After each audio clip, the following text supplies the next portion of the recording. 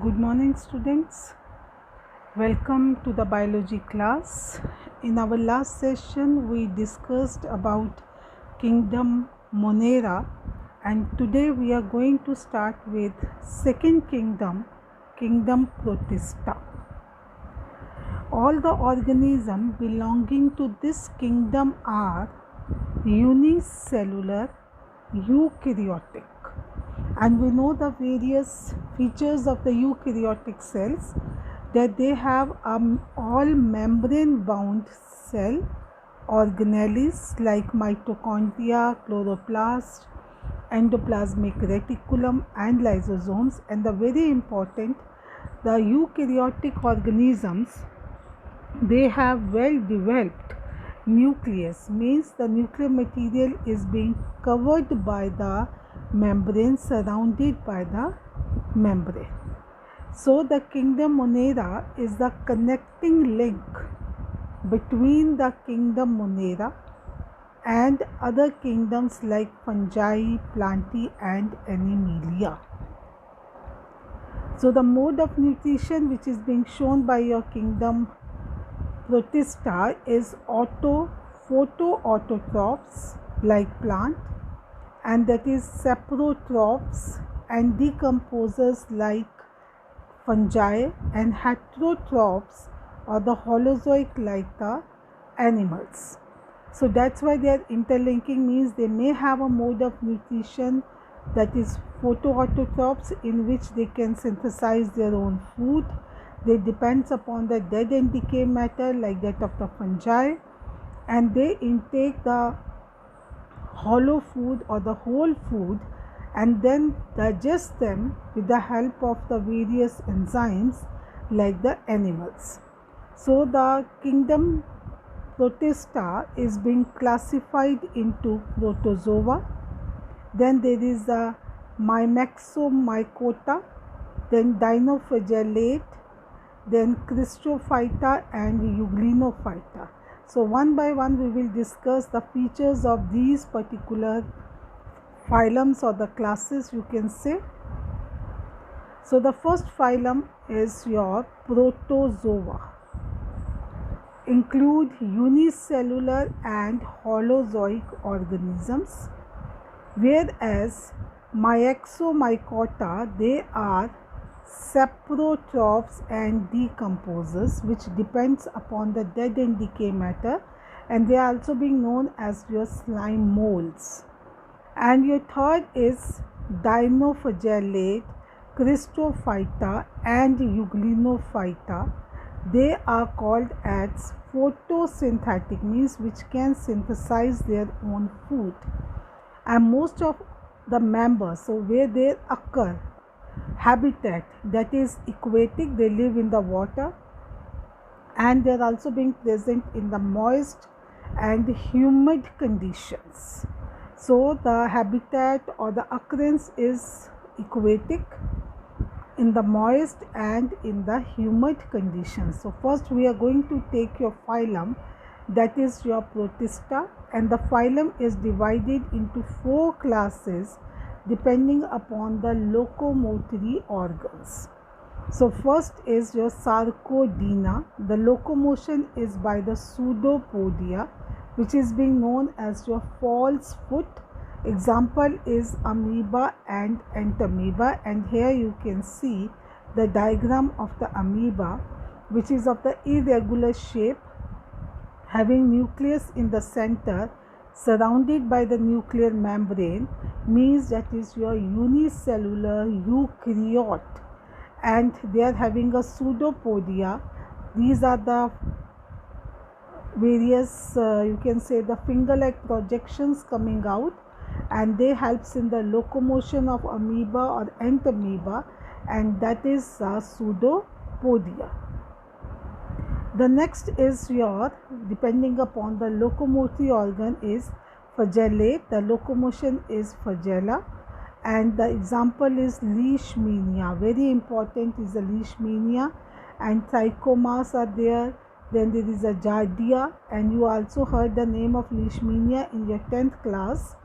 So how it is being different from amoeba and leishmania? Amoeba, the body is irregular, whereas the leishmania, they are having a bilateral symmetry and they can be divided into the two halves. And here the locomotive organ is flagella. Again the nucleus is there surrounded by the membrane, and that is your eukaryote. And the next one is, and here the example which you have seen, that is of a trypanosoma, which is causing your sleeping sickness. Next is your ciliate, that is the hair-like structures which are being present in the body, the whole you can say uniformly distributed. The example is your paramecium. As you can see the diagram of paramecium, and here you can see the various the hair-like structures. These are the hair-like structures coming out, which is the cilia, and they are also responsible for the various, you can say, the locomotion, and that is your cilia. And the example of the cilia is the paramecium. And the next is your sporozoa, is the last class of your phylum, that is protozoa, where there is no locomotory organ, no structure for the locomotion, but it is carried by the body fluid because they are being present inside the body. The example is Plasmodium, that is your malarial parasite. Fine, so that is the organism. They may be free living, or they may be the parasitic, or they may be the symbiote in the gut of the cockroach or termites. Termites का मतलब होता है दीमक. Normally they reproduce by the binary fission or by the multiple fission. Binary means when the two daughter cells are being formed, and multiple means when more than two daughter cells are being formed. Example is your Plasmodium, that is your malarial parasite. Sexual reproduction is by the conjugation in the paramecium and by the gamete formation in the Plasmodium, which is responsible for causing the malaria. So economic importance, so they are causing the various diseases. Leishmania, that cause the disease, that is your Kala-Azar by the leishmania. Then trypanosoma, that is your sleeping sickness, and that is giardia, that is your diarrheal disease, and trichomonas, that is your trichomonas. So these are the various diseases caused by the phylum Protozoa. And another parasitic protozoa, that is your Plasmodium, that cause the malaria. That's why the name of the Plasmodium is malarial parasite or ant amoeba, that cause the amoebic dysentery or amoebiasis.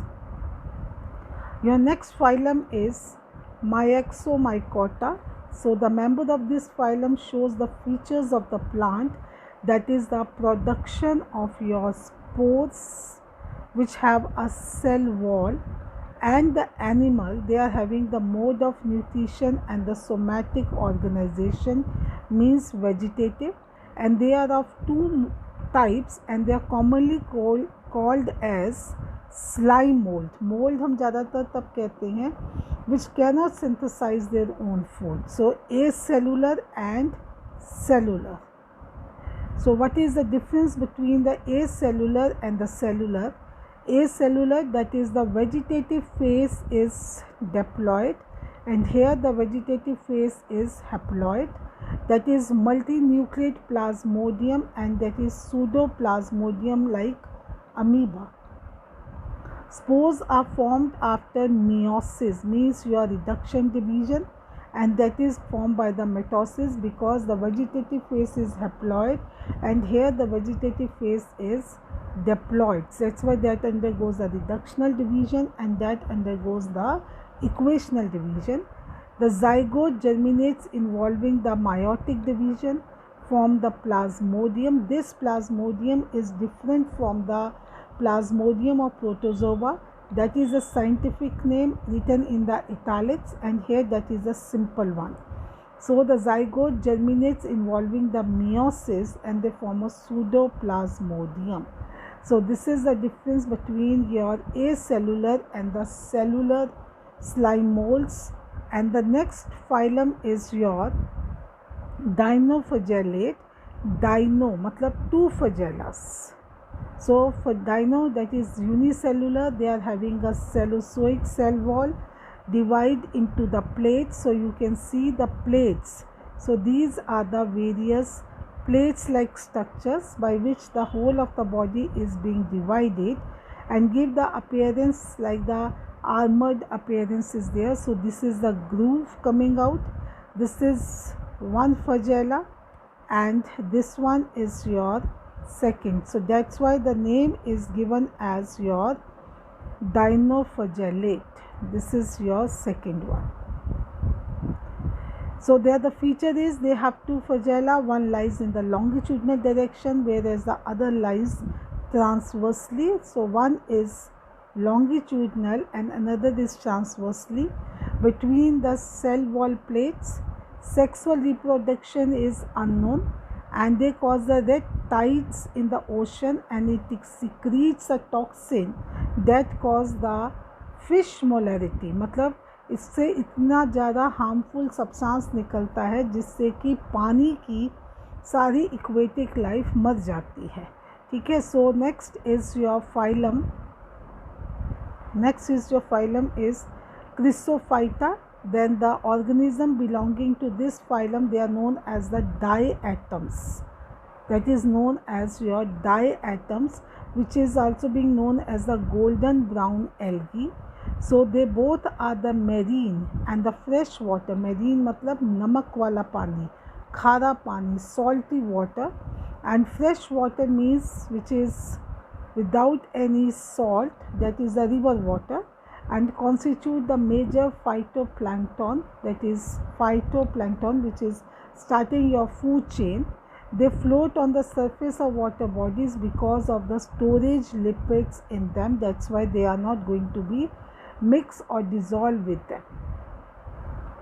So the diatoms are bilateral symmetrical and radial symmetrical. So that is your bilateral and this is your radial symmetrical, and they are being fit with each other. That is your hypotheca and this is your epitheca, and they are being fit to each other like that of the soap case, and they have a cell wall impregnated with silica which make them a fine designs on them, and the cell wall is consist of two overlapping halves like the soap case. The outer one is known as epi matlab outer one, and the lower one is known as the hypo, that is your inner one.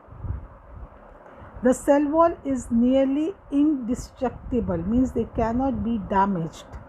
Fine. So they cannot be damaged and form the diatomeous earth at the bottom of the ocean floor. So they reproduce asexually by the binary fission and sexually by the formation of gametes that involves meiosis and the fusion that produce the oxospores. So you have to remember what type of the spores are being formed. So what is the life cycle? That is your diatoms, which is 2n, and that is diploid. So by meiosis they produce the gamete, which is the haploid, and now that gametes, male and female or two gametes, they fuse to form the exospores, which is again your 2n. They undergoes the development to form the diatom again. So this is your diploid phase and this is your haploid phase. So haploid and diploid phase, that is of your diatoms. Economic importance: the diatoms form the major phytoplanktons, which are known as the, you can say, the plants of the aquatic life of the ocean, that accounts for 80% of biomass of the ocean. And diatomous earth, this is very important question, that what is the meaning of diatomous earth? That is your NCERT question. So is used as absorbent for the liquid, that is your nitroglycerin, to make the explosives for filtering the liquids in the sugar factories, as an inert extenders in the paints, insulators in the broiler and the blast furnace, and it is powdered form of abrasive in the silver polish and the toothpaste. And now the last phylum is your Euglenophyta, and that is a mix between the plants and the animals, because sometimes they can synthesize their own food and sometimes they cannot. So they are the freshwater flagellate and they are motile. A single flagellum is formed at the interior end, and they have their own basal granules, eye spot or stigma near to it. Cell wall is absent. There is no cell wall, but the cells, they have the elastic pellicle, gives a definite shape to the cell, and that is a photosynthetic when the optimum light is available, and it is not photosynthetic in the absence of the light and engulf the food material. Hence that is a mixotrophs, matlab mixed. They can be synthesize their own food depending upon the condition. They may not synthesize their own food when the light is not available. So next is the contractile vacuole, that is osmoregulation, means they can regulate the body salts, iron, pH. Then preserved food occur in the form of a paramylum starch, and the asexual reproduction is by the longitudinal fission. That is with the help of your longitudinal fission, and the sexual, that is not being reported. Under the unfavorable condition, the cells get transformed into the thick wall resting called as a structure cyst, and when the favorable conditions come, they can divide or they can form the number of the daughter euglenoids, and the example is euglenia. So these all are about your kingdom Protista, that is they are the unicellular eukaryotes with a well-defined nucleus and the well-defined membrane-bound organelles, and they can have a different modes of the nutrition, maybe photoautotrophs, they may be the saprotrophs, they may be heterotrophic, or they may be the holozoic, and then they are being classified into the various phylum, like protozoa is there, then we are having a slime mold, then we are having a dinoflagellate, diatoms, then that is the euglenoids, and all that Protista is having a unicellular and they are having a eukaryote in the structure. And go through this and copy them into their NCERT contents into your biology notebook, and please consult your NCERT books, because the content of your NCERT is not up to the mark. That is more clear with these PDF or the notes. So go through it, and in the next session we will discuss our kingdom fungi. Till then, stay home and thank you.